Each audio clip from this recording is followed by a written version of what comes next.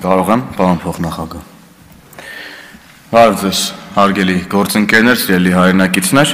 Ես ընդդիմության ներկայացրած նախագծին բովանդակային իմաստով այլևս կարիք չեմ տեսնում անդրադառնալու, որովհետև գործընկերներս կարծում եմ մանրամասն խոսեցին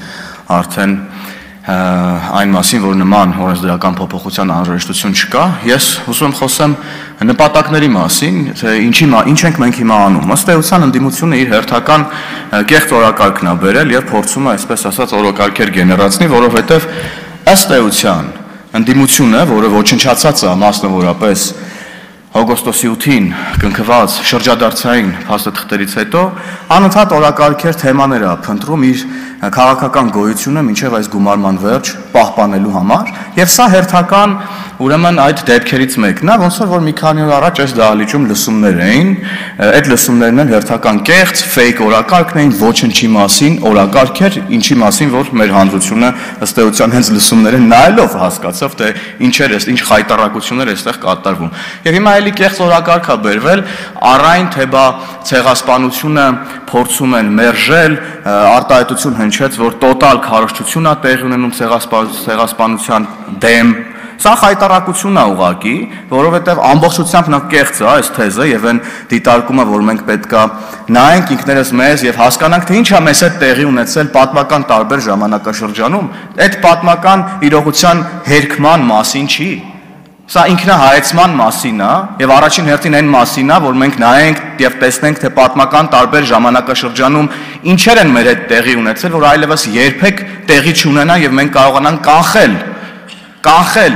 նման ողբերգությունները մեր ժողովրդի հետ տեղի ունեցող, տեղի ունեցած։ Եվ դուք վերցրել եք այս թեման եւ կրկին խաղում եք մարդկանց հույզերի հետ։ Ինչպես խաղում եք 44-օրյա պատերազմի զոհերի, վիրավորում ստացած, հաշմանդամություն ձեռք բերած մարդկանց եւ նրանց հարազատների ուրեմն վշտի հետ։ Ինչպես խաղում եք վերջերս Փարաքարում տեղի ունեցած դեպքերի հետ կապված այդ շրջանակի մարդկանց վշտի հետ։ Դուք ընդհանրապես ման եք գալիս վիշտ եւ ցավ, որ գաք դրա վրա փորձեք քաղաքական միավորներ հավաքել։ Էսա, ժողովուրդ ջան։ Երբ որ այստեղ գալիս եք եւ փորձում եք մարդկանց համոզել, որ ինչ որ այլ երկրի օրակարգեր են այստեղ առաջ տարվում եւ այլն հղումներ եք անում գրական ստեղծագործություններ են տարածում եւ այլն, նախ պարոն Մանուկյան, ուզում ձեզ ասեմ, որ ժամանակակից աշխարհում կա on-line գրադարաններ եւ ցանկացած մարդ աշխարհի ցանկացած կետում կարող է կարդալ ցանկացած գրական ստեղծագործություն առհասարակ։ Ես ձեզ ասեմ, դուք զուտ իմանաք սրա մասին։ Եվ հետո, երբ որ նման բաներ եք խոսում, մի հատ հիշեք ձեզ, դուք եւ ձեզ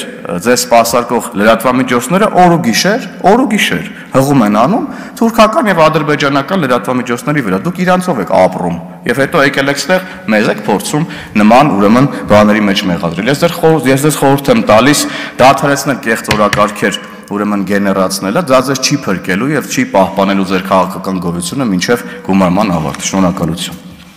Գեղամ Մանուկյան